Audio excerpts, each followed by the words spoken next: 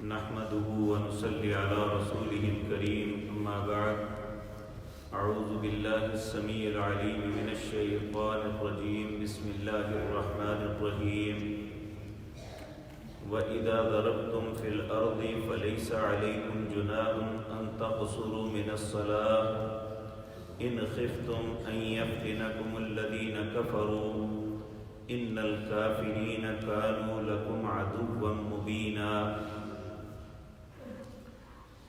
حضرات محترم، قتال، جہاد اور اس کے بعد ہجرت کی آداب اور باتیں بتانے کے بعد اللہ رب العزت ایک ایسے حکم کا تذکرہ کر رہے ہیں کہ جس میں امت مسلمہ کے لیے آسانی کا دروازہ کھولا ہے۔ یہ بات یاد رکھیں، اللہ نے ہم سب پہ جو فریضے عائد کیے ہیں ان میں سب سے اہم فریضہ نماز ہے۔ ایک دن کے اندر 5 مرتبہ 17 رکعتیں ہیں جو ہم پہ فرض کی گئی ہیں۔ 2 فجر کی، 4 ظہر کی، 4 عصر، 3 مغرب اور 4 عشاء، یہ 17 رکعتیں ہیں جو دن اور رات ہم پہ فرض ہیں، جو کسی بھی صورت انسان چھوڑ نہیں سکتا۔ نبی کریم صلی اللہ علیہ وسلم نے فرمایا من ترک الصلاۃ متعمدا فقد کفر، جس نے صرف ایک نماز جان بوجھ کر چھوڑی اس نے کفر کیا ہے۔ پھر جو انسان نہیں پڑھتا یا زیادہ نہیں پڑھتا تو وہاں رسول اللہ صلی اللہ علیہ وسلم کا فرمان ہے بین العبد و بین الکفر ترک الصلاۃ، مسلمان اور کافر کے درمیان فرق یہ ہے مسلمان نماز پڑھتا ہے، کافر نماز نہیں پڑھتا ہے۔ حتیٰ کہ یہ نماز ایک ایسا فریضہ ہے کہ یہ انسان بیمار بھی ہو جائے، انتہائی لاغر ہو جائے، حتیٰ کہ اس کے ہاتھ پاؤں ہلنے سے جواب دے دیں پھر بھی معافی نہیں ہے۔ نبی کریم صلی اللہ علیہ وسلم نے فرمایا جو شخص کھڑے ہو کے پڑھنے کی استطاعت نہیں رکھتا وہ بیٹھ کے پڑھ لے، جو بیٹھ کے نہیں پڑھ سکتا وہ لیٹ کے پڑھ لے، جو لیٹے ہوئے بھی اپنے ہاتھ پاؤں نہیں ہلا سکتا وہ اشارے سے پڑھ لے۔ جب تک انسان کا ذہن کام کرتا ہے، اس کی زبان چلتی ہے، اس کا دل بات کو سمجھتا ہے، اس وقت تک اس پہ نماز فرض ہے۔ اور یہ فرض نماز ہی اصل میں ہماری پوچھ ہے۔ اور یہ جو سنن اور نوافل ہم پڑھتے ہیں، نبی کریم صلی اللہ علیہ وسلم نے ارشاد فرمایا جو فرض نماز کے علاوہ ہے، یعنی اس نماز کا حصہ نہیں ہے، فرض نماز کے علاوہ دن اور رات میں 12 رکعتیں پڑھتا ہے۔ وہ 12 رکعتیں کس طرح ہیں؟ 2 فجر سے پہلے، 4 ظہر سے پہلے، 2 ظہر کے بعد، 2 مغرب کے بعد، 2 عشاء کے بعد، یہ 12 رکعتیں کل تعداد ہے جنہیں ہم اپنی اصطلاح میں، یہ شریعت کی اصطلاح نہیں ہے، سنت مؤکدہ کہتے ہیں۔ ان کے متعلق رسول اللہ صلی اللہ علیہ وسلم نے فرمایا جو شخص دن اور رات میں فرض نماز کے علاوہ یہ 12 رکعتیں بھی پڑھ لے گا، اللہ اسے جنت میں ایسا گھر دیں گے، ایسا خوبصورت محل ہوگا جسے دیکھ کے لوگ رشک کریں گے۔ ام المومنین میمونہ رضی اللہ تعالی عنہا غالباً ان سے روایت ہے کہ کہتی ہیں جب سے میں نے رسول اللہ سے سنا آپ نے ان 12 رکعتوں کی فضیلت بیان کی، میں نے کبھی نہیں چھوڑی۔ لیکن یہ بات یاد رکھیں کہ آج ہم میں سے بہت سے لوگوں کا تصور یہ ہے کہ یہ نماز کا حصہ ہے، فرض نماز کا، حالانکہ یہ فرض نماز کا حصہ نہیں ہے، یہ فرض نماز کے علاوہ ایکسٹرا نماز ہے۔ اس کے علاوہ جو بھی پڑھے، عربی زبان میں سنن اور نوافل دو الگ چیزیں نہیں ہیں۔ فرض کے علاوہ جن نمازوں کا بھی حکم دیا گیا ہے اسے تطوع کہا گیا ہے، یعنی یہ نفل ہے۔ نفل کہتے ہیں زائد چیز کو جو ایکچول سے زائد پڑھی جائے۔ اب اگر ایک آدمی جو ہے وہ سفر پہ ہے یا وہ کسی خوف میں ہے تو پھر یہاں پہ اللہ نے جو فرض ہیں ان میں بھی تخفیف فرما دی، اس تخفیف کا، اس قصر کا ذکر ہے یہاں پہ۔ تو قرآن کریم میں جو آیت ہے یہ سورۃ نساء کی آیت نمبر 101 ہے۔ اس میں اللہ فرماتے ہیں وَإِذَا ضَرَبْتُمْ فِي الْأَرْضِ، جب تم زمین میں چلو، فَلَيْسَ عَلَيْكُمْ جُنَاحٌ، اب تم پہ گناہ نہیں ہے، ان تقصروا من الصلاۃ، اپنی نمازوں کو قصر کر لو۔ وَإِنْ خِفْتُمْ أَنْ يَفْتِنَكُمُ الَّذِينَ كَفَرُوا، اگر تمہیں خوف ہو کفار کے فتنے کا، ان الکافرین کانوا لکم عدوا مبینا، یہ کافر تو تمہارے کھلے دشمن ہیں۔ اب یہاں بہت سے لوگوں کو غلط فہمی یہ ہوئی ہے کہ یہ قصر کا حکم صرف ایسے سفر میں ہے جہاں کفار کے فتنے کا ڈر ہو، لیکن ایسی بات نہیں۔ رسول اللہ صلی اللہ علیہ وسلم سے سیدنا عمر بیان کرتے ہیں اور کہتے ہیں کہ میں نے نبی کریم سے پوچھا کہ جب خوف نہ ہو تو آپ نے فرمایا اللہ نے تمہیں یہ ایک صدقہ دیا ہے، اسے قبول کرو۔ حضرت عبداللہ بن عباس رضی اللہ تعالیٰ عنہ کہتے ہیں کہ نبی کریم مدینہ سے مکہ گئے جبکہ اللہ کے علاوہ کسی چیز کا خوف نہیں تھا، یعنی اس وقت کفار ختم ہو چکے تھے، مکہ فتح ہو چکا تھا اور اللہ کے علاوہ آپ پہ کسی کا خوف نہیں تھا کہ رستے میں کوئی ہمیں نقصان پہنچائے گا، تو آپ نے قصر کی۔ اب سوال یہ پیدا ہوتا ہے قصر کہاں کرنی ہے؟ آج ہمارے شہر بہت زیادہ پھیل چکے ہیں۔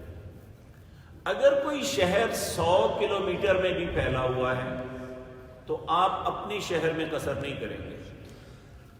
جب انٹر سٹی، ایک شہر سے دوسرے شہر، ایک گاؤں سے دوسرے گاؤں تک جانا ہے تو نبی کریم صلی اللہ علیہ وسلم سے صحابہ جو بیان کرتے ہیں کہ 3 فرسخ جو ہے فاصلہ ہو تو آپ قصر کرتے تھے۔ فرسخ عربی میل کو کہتے ہیں، یہ 1 فرسخ ہمارے 3 میل کے برابر ہوتا ہے، یعنی پرانے میل جو تھے اگر 9 میل ہمارا سفر ہو تو ہم قصر کر سکتے ہیں۔ اب میل اور کلومیٹر کا فرق جو ہے وہ آپ نکال سکتے ہیں آرام سے۔ یہ بعض کہتے ہیں 16 کلومیٹر بنتا ہے، بعض کہتے ہیں 17 کلومیٹر بنتا ہے، بہرحال جتنا بھی بنتا ہے 9 میل انٹر سٹی، ایک شہر سے دوسرے شہر یا ایک گاؤں سے ایک قصبے سے دوسرے قصبے تک جانا ہو تو قصر کر سکتے ہیں۔ اب ایک بندہ کہتے ہیں میں نہیں کرتا، اس میں کوئی شک نہیں کہ فرض تو نہیں، لیکن نبی کریم صلی اللہ علیہ وسلم نے تاکید کی۔ سیدنا عبداللہ بن عمر بن عاص رضی اللہ تعالی عنہ، انہوں نے عرض کیا یا رسول اللہ صلی اللہ علیہ وسلم، میں جوان آدمی ہوں، طاقت بھی رکھتا ہوں، میں عموماً اپنی تجارت کی وجہ سے سفروں پہ ہوتا ہوں، کیا میں نماز پوری پڑھ لوں، روزہ بھی رکھ لوں؟ تو آپ نے جواب کیا دیا تھا؟ آپ نے کہا تھا عبداللہ، جو لوگ اللہ کی رخصت سے فائدہ اٹھا کے قصر نماز ادا کر لیتے ہیں تم ان سے بہتر نہیں ہو سکتے۔ اب اللہ رب العزت نے جو فریضہ عائد کیا ہے اپنے گھر میں امن کے ساتھ بغیر سفر کے ہیں، تو ہمیں 2 رکعت فجر کی، 4 ظہر کی، 4 عصر کی، 3 مغرب اور 4 عشاء کی پڑھنی ہے۔ اس کے علاوہ اگر انسان سنن نوافل پڑھے تو وہ خوبصورت بات ہے۔ سنن اور نوافل کے علاوہ ایک نماز ہے وتر۔ وتر کے متعلق رسول اللہ صلی اللہ علیہ وسلم کا فرمان ہے الوتر حق علی کل مسلم، وتر مسلمان کے اوپر اللہ کا ایک حق ہے۔ لیکن یہ بات یاد رکھیں فرض نہیں ہے یہ، کیونکہ نبی کریم وتر سواری پہ پڑھتے تھے اور سواری پہ فرض نہیں پڑھا جا سکتا۔ آپ نے فرمایا الوتر حق علی کل مسلم، وتر مسلمان کے اوپر اللہ کا ایک حق ہے۔ ومن احب ان یوتر بخمس فلیفعل، جس کے دل کو 5 اچھے لگتے ہیں وہ 5 پڑھ لے۔ ومن احب ان یوتر بثلاث فلیفعل، جس کے دل کو 3 اچھے لگتے ہیں وہ 3 پڑھ لے۔ ومن احب ان یوتر بواحدۃ فلیفعل، جس کے دل کو 1 وتر اچھا لگتا ہے وہ 1 پڑھ لے۔ یہ بات آپ پہ چھوڑی ہے کہ جیسے آپ کی دلی کیفیت ہے ویسے وتر پڑھ لیں۔ اور وتر کے متعلق یہ یاد رکھیں، وتر ایکچوئل تہجد کی نماز کا حصہ ہے، اور جو شخص تہجد کی نماز نہیں پڑھ پاتا وہ اسے اجازت ہے کہ وہ عشاء کی نماز کے ساتھ پڑھ لے۔ تو اب اگر انسان سفر پہ ہے تو پھر اس کے لیے قصر کتنی ہے، کون کون سی نماز ہے؟ وہ ہے ظہر کی 4 کے بجائے 2 پڑھے گا، فجر کی 2 ہی ادا کرے گا جو عمومی طور پہ کی جاتی ہے، اور اسی طرح عصر کی 4 کے بجائے 2 پڑھے گا، مغرب کی 3 میں سے قصر نہیں ہے، اسی طرح عشاء کی بھی 4 میں سے 2 پڑھے گا، 2 نہیں۔ تو یہ نماز قصر ادا کرنا ہے۔ اس کے علاوہ رسول اللہ نے ایک اور سہولت بھی دی ہے۔ آپ نماز سفر کے لیے نکلتے تو اگر آپ ظہر کے وقت نکلتے تو ظہر کے وقت ظہر کی نماز پڑھتے اور ساتھ ہی ظہر کے وقت ہی عصر کی نماز بھی پڑھ لیتے اور شام تک سفر کرتے رہتے۔ یعنی یہ ہے نماز کو ملانا۔ سفر کے اندر یہ رسول اللہ کا طریقہ رہا ہے۔ اگر آپ صبح جلدی چل پڑتے، یعنی فجر کی نماز پڑھی اس کے بعد آپ نے سفر شروع کر لیا، تو پھر آپ ظہر کے وقت نہیں رکتے تھے، چلتے رہتے یہاں تک کہ عصر کا وقت ہوتا، تو ظہر اور عصر کے وقت اکٹھی کر لیتے۔ جو لوگ فقہ حنفی کو فالو کرتے ہیں وہ اسے نہیں مانتے، تو کسی کے نہ ماننے سے رسول اللہ کا حکم کینسل نہیں ہو جاتا۔ آپ کا حکم اپنی جگہ مسلم ہے، تو آپ نے یہ کیا۔ اسی طرح مغرب کو عشاء کے وقت اور عشاء کو مغرب کے وقت بھی ملا کے پڑھا جا سکتا ہے۔ یہ سفر کے اندر اللہ رب العزت نے انسان کو سہولت دی ہے۔ اور سفر کے اندر بعض لوگ، اب ایک بہت بڑا ذہن ایسا تیار ہوا ہے کہ وہ کہتے ہیں کہ ٹھیک ہے جی، جو فرض ہیں انہیں تو قصر کر لو لیکن سنن اور نوافل ساتھ پڑھو، جبکہ رسول اللہ صلی اللہ علیہ وسلم نے سفر کے اندر فجر کی 2 سنتیں ضرور پڑھی تھی، وتر ایک ضرور پڑھا تھا، اس کے علاوہ کوئی سنن اور نوافل جو نماز کی ترتیب میں جو ہے ہم پڑھتے ہیں انہیں نہیں پڑھا تھا۔ جب اللہ نے نماز فرض جو ہے اسے قصر کر دیا تو سنن اور نوافل تو عام نماز میں بھی جو ہے نا ضروری نہیں ہے، فرض نہیں ہے، وہ پڑھے گا تو اسے ثواب ملے گا، نہ پڑھے گا تو اس پہ گناہ کوئی نہیں ہے۔ اور میری گزارشات کا مطلب یہ نہیں ہے کہ ہم چھوڑ دیں۔ نبی صلی اللہ علیہ وسلم نے فرمایا کہ قیامت کے دن بعض لوگوں کی نمازیں کم ہوں گی، یعنی بعض اوقات کوتاہی کی وجہ سے وہ نہیں پڑھ پائے، تو جو انہوں نے سنن اور نوافل ادا کیے ہوں گے اللہ فرشتوں سے کہیں گے انہیں لے آؤ اور فرض بنا کے اس کی نمازوں کو پورا کر کے اسے معاف کر کے جنت میں داخل کر دو۔ تو یہ اللہ رب العزت نماز پڑھنے والوں کے لیے بہت آسانیاں کرتے ہیں۔ اللہ ہم سب کو سچا نمازی بنائے۔ تو یہ قصر کے مسائل جو رسول اللہ صلی اللہ علیہ وسلم نے بتائے نہیں، ہمیں یاد رکھنے چاہیے کہ سفر کے اندر نماز کو چھوڑنا نہیں۔ آپ نمازوں کو قصر کریں، نمازیں ملا لیں، اپنی مصروفیات اپنے معاملات رکھیں، لیکن یہ زیادہ وقت نہیں۔ آپ ظہر کا وقت ہے، 2 رکعتیں پڑھنی، آپ پڑھ لیں۔ کتنا وقت لگے گا؟ 10 منٹ، 15 منٹ، تو آپ کا فریضہ پورا ہو جائے گا۔ آپ آدھا دن یعنی صبح سے ظہر سے لے کر مغرب تک کام کرتے رہیں، آپ کے کام میں کوئی رکاوٹ نہیں۔ پھر مغرب کا وقت آئے، مغرب اور عشاء پڑھ لیں، پھر بے شک ساری رات کام کرتے رہیں، آپ کے کام میں کوئی رکاوٹ نہیں ہے۔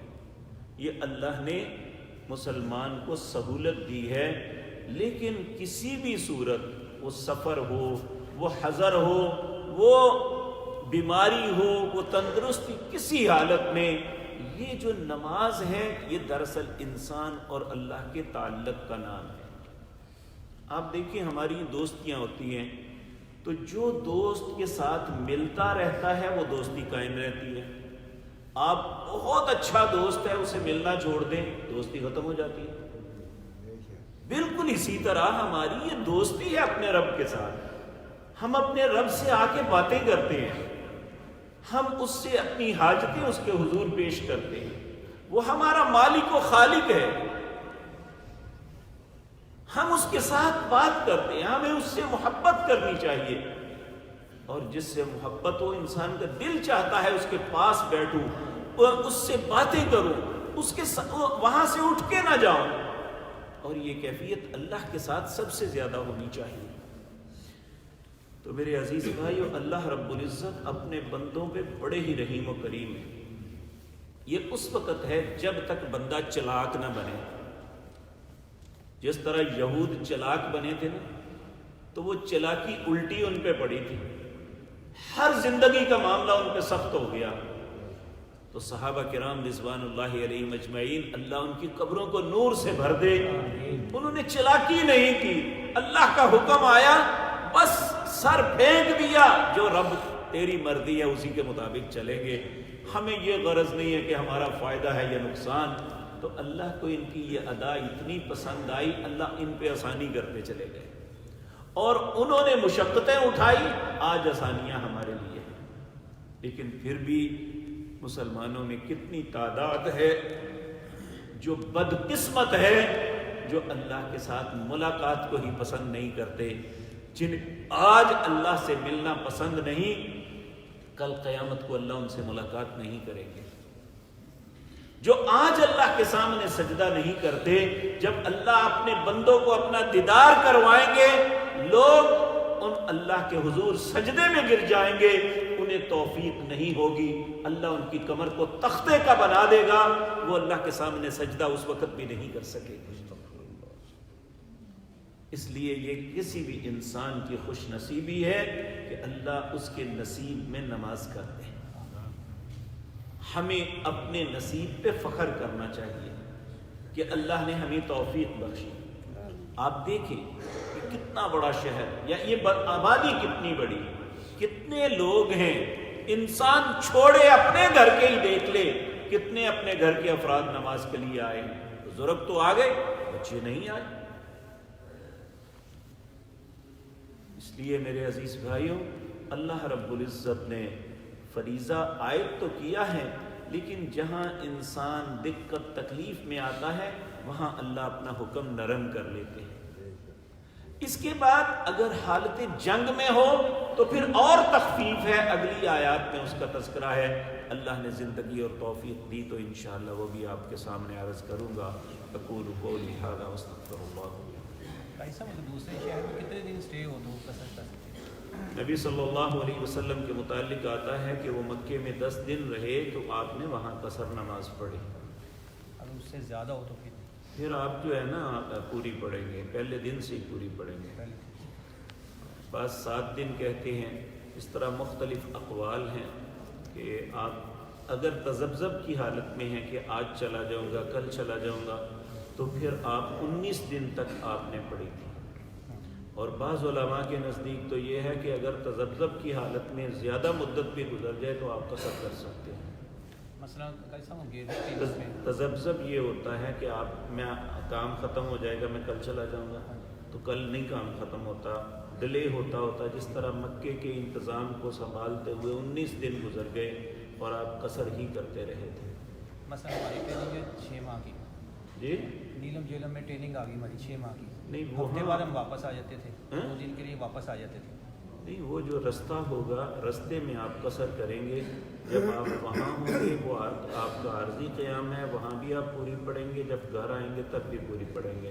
رستے میں جو آپ کو نماز آئے گی وہ آپ قصر کریں گے.